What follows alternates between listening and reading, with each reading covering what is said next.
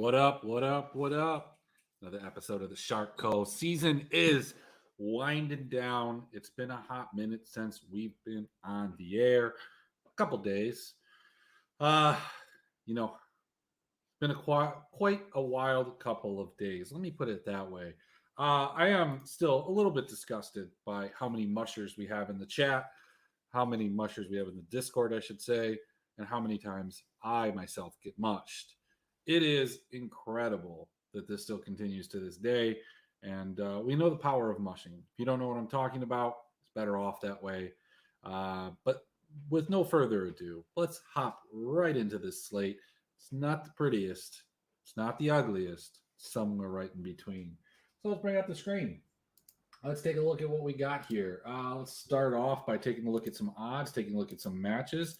Again, season is winding down. I think this is the last set of games for the LCK. So this is like we got 5 slates left, guys. We got 5 good slates. Now, look, the LPL has a little bit of a longer schedule.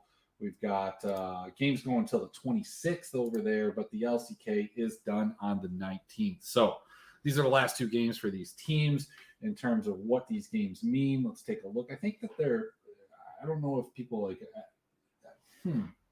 I think everything's set in terms of who can make the playoffs, who can't. This game right here, Kwangdong, DRX, absolutely no meaning. Completely meaningless game. What does that mean? Well, it means nothing. That's what it means. And when games mean nothing, sometimes they get a little looser. But to that end, when you have 2 bad teams like this and you have a lot of guys on both of these rosters that made their first appearance in the LCK, full time at least, this split. Some of these guys are playing for jobs for summer. I mean, these teams probably won't look the exact same when we come back from MSI. And so I venture to guess that this is kind of one of these last opportunities for these guys to prove it on the stage. Now, KDF, Kwangdong, pretty big favorites here, minus 155, which is, concerning when you look at their history.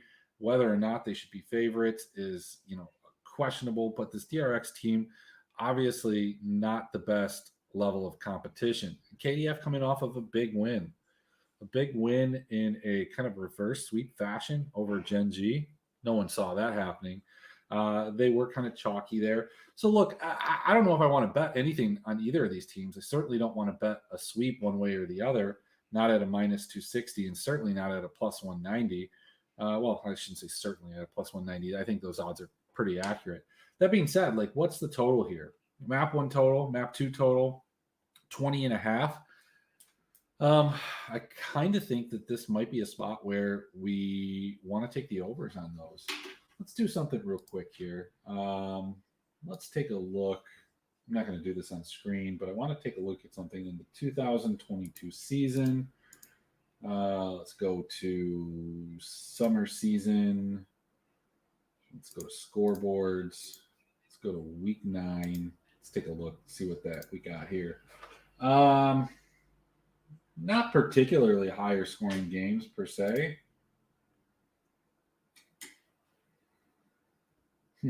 So, you know what? Perhaps maybe we're not. There were a couple of these that were kind of crazy, but not anything that I would kind of assess as the rule. So, if there was a bet in the series that I wanted to make, it would be that over on map 1, map 2, but I'm not rushing to the book to make that bet. It's certainly something that you can if you're looking for a little bit of action that time of the day. Now, Sandbox Brion. This game has slightly more impact involved in it. Let's take a look here. Where is Sandbox? Sandbox right now is fighting with Hanwha for kind of a playoff spot, but I'm not sure how much that really matters because I do think that the higher seeds get to pick in the playoffs there, but nevertheless, they want to tune up. Brion is completely eliminated. Sandbox should take care of business here. If I'm looking at a bet, I'm probably betting on Sandbox to sweep, but plus 110. I don't think I'm getting favorable odds for that. Brion has shown from time to time that they can take games off of almost anybody in the league, and Sandbox has been on a bit of a slump, I should say. We're looking at the total, 20.5, nothing crazy there. When we pull up these two teams and we take a look at what they do on an average, Sandbox is about a 20.6 total. Brion's a 19.85. They do tend to lean towards that under, but not enough that I think I really want any action here. I will say that if you think that Brion can take some of these games during that kind of large losing streak that Sandbox had, they weren't getting any kills. I mean, let me read you off kind of what happened there for a while. 8, 2, 3, 0, 2, 2, 2. Then they got a 17 and a 19.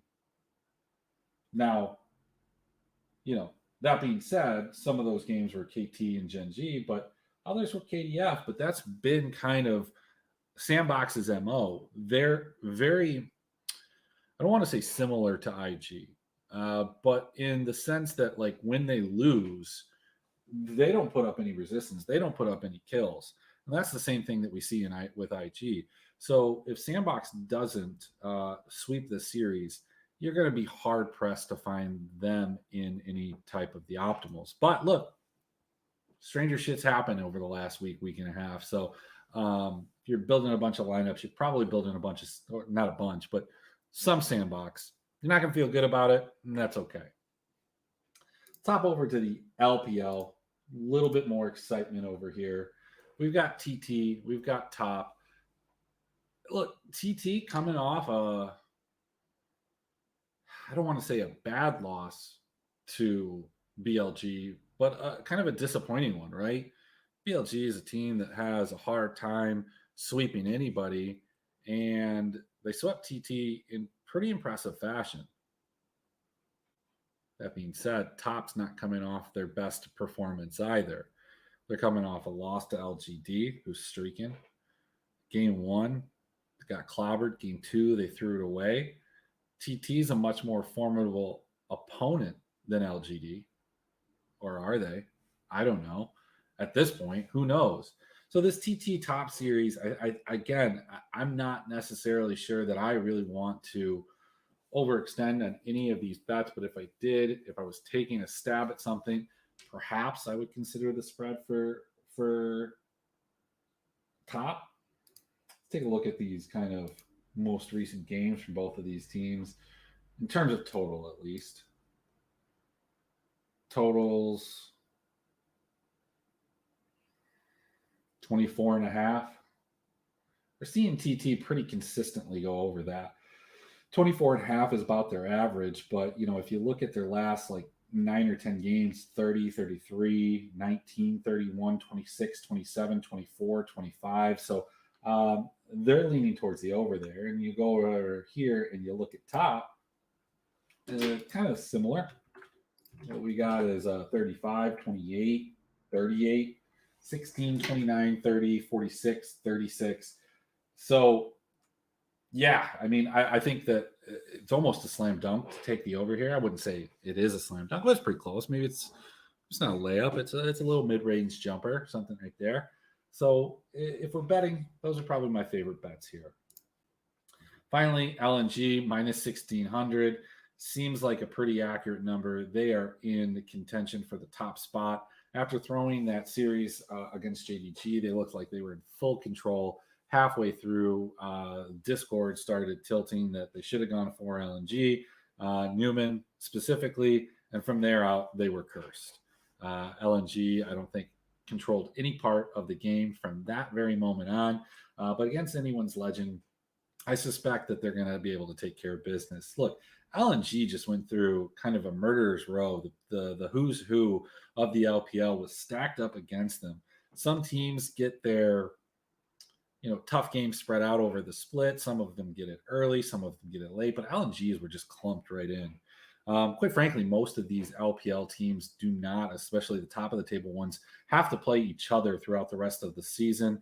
Their last 4 or 5 games are, against lesser competition, middle table or bottom table teams. So I think we're going to see more slates that look like this. This LNG, anyone's legend kind of map total, we are looking at about 25.5. We're looking at a kill spread of about 10.5. Let's take a look at this. So when LNG win, typically they are winning with high totals. They are covering the spread more often than not. I don't know if I want to go there. I'd probably take the map total just looking at LNG, but let's go take a look at AL. A little less exciting. This AL team, their deaths per loss it's actually pretty low. Is this number even accurate? Yeah, I mean, it is. It's only 15.7. So let's keep that in mind. Let's stay away from the total there. Let's look at the DFS, what we can build, what we can't. Maybe build a winner-take-all lineup. Maybe look at some cash, but kind of examine what we can expect from this slate. So as we come over here and we look at the favorites, let me bring it over here. Quiet day in the chat today. It's a quiet day in the chat. I don't know what's going on. Man, it was a quiet day on the streets. And by that, I mean just driving around. I didn't see a lot of cars today. Traffic was at least half of what it was normally. So I'm not really sure what's going on because it kind of feels like half of the normal viewers are here. Maybe you'll come later. Maybe it's this whole daylight savings time. I don't really know. But let's talk about the slate because, again, we've got 5 more of these good slates left. And then that's it. That's it till playoffs. We got 2-game slates and all the bullshit that goes with that. Thankfully, we'll have LEC slates on the weekends. But aside from that, we don't have these great Chinese games. We don't have the great Korean ones. We'll be waking up at more reasonable times unless we're waking up to watch the 2-game slates. Nevertheless, let's take a look at it. So obviously the 2 teams that I think we're most interested in, biggest favorite being LNG, Top Esports being a team that has a why do we got Wayward priced in there? Nope. Oh, we don't have Zeka still. That's super cool. Forgot to add about that. But look, it doesn't appear that these 2 teams can go together, which does mean that you're going to have some questions about what you're going to do. LNG with Sandbox. Let's see how that fits. Pretty gross. LNG with KDF. Less gross, but still gross. Man, I think we are in a weird position here. I know that you want to play LNG, but it appears that they've made it very difficult to do so. Given what we've seen with Top, I think that they should be probably pretty popular in their own right. But, when you're looking at it with the favorites, holy crap, we got to go. Are we not able to do like a mid captain? Like can we go rookie here? Is that not possible? Okay. Can we clear it first? Thank you. Take a look here. No. Okay. If we do closer. No. Okay. All right. Well, what about KDF?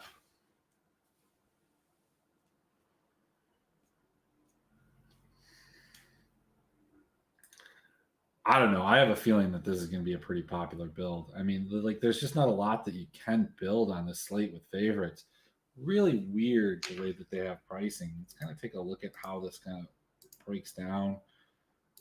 Pricing, Quick Time Burrow. It's really kind of these junglers that are pretty expensive, incredibly expensive LNG mid laner rookie. Man, I don't know. This is the first time that I've looked at it. I've been pretty busy this week. I don't think that that's going to change. I'm definitely going to play these slates because there's just not a lot left. But, man, this is a tough slate. So, look, when we think about what can happen and try and play into what will happen, who do we really think that the upsets are going to be? Where do we think that these scores are going to be, tangible? I don't know. We kind of already evaluated that Sandbox doesn't really have much for us, and Sandbox really doesn't fit well with LNG or Top Esports. They lose a game, they're probably nowhere near the optimal. Whereas KDF is a little bit more bloody in their wins, a little bit more bloody in their losses than a team like Sandbox. It's actually, I don't know if that's all true. I might just be talking out my ass there. 14-5 for Sandbox. KDF, really?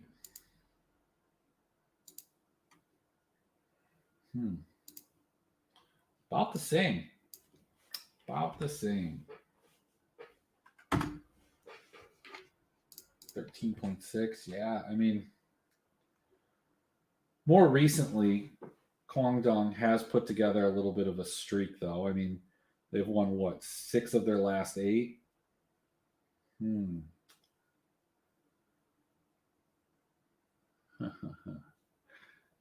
Yeah, I mean, look, here's the play. Here's the play for me. I mean, the obvious play that people are probably going to go to, but not in big numbers, is going to be TT and AL. I don't know the likelihood of AL actually winning that series. I think it's worth a shot, maybe to bet, less so in DFS. I really don't see them beating LNG. I can see TT being top, not if it's the same TT that came to play against BLG, but definitely if it is the same top that came to play against LGD, the same team that was throwing games against lesser competition. And we see kind of that like mid-season TT. You know, they are a very hot and cold team. They come into some games and some series and they look really good. Other times they don't. So we just have to figure out who's going to show up in that situation. But I think if I'm looking at a dog outside of TT, DRX just likely is the other one that I want to go to.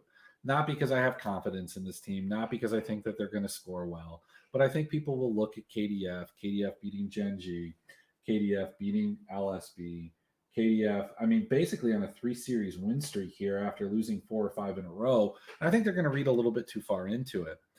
I do like to emphasize current form. And so, you know, normally if this was a 5-game slate or these other games were a little bit different, I probably would be a little bit more enamored in KDF.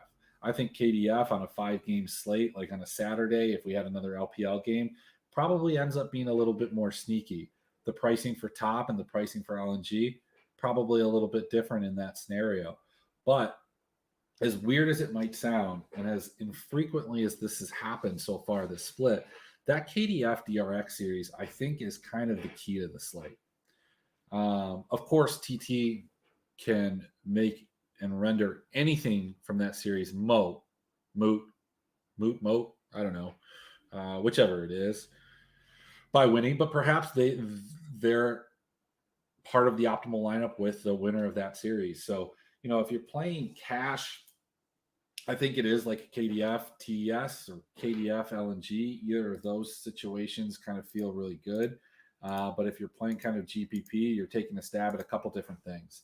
You're either hoping that DRX can beat KDF and kind of give you some leverage, because I think KDF will just a byproduct of pricing be a little bit more owned than they probably should be. You're buying into good TT showing up and top esports throwing some games, or quite possibly that you think Sandbox is going to sweep. So that's kind of what I have. I'm not doing any underdog picks or prize picks tonight. I just wanted to kind of get on here, put together something, talk a little bit about the slate. I'm going to go throw up as I think about this pricing. Not really. I'm not sick, but the pricing is gross. Let's check the chat. Not much happening today. Man, what is going on? I'm going to need you motherfuckers to bring a little bit more energy for me tomorrow to feed off of. Like the motivation here is just not, it's not happening. It's not feeling good.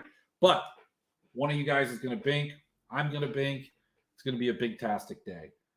I'll talk to you guys tomorrow.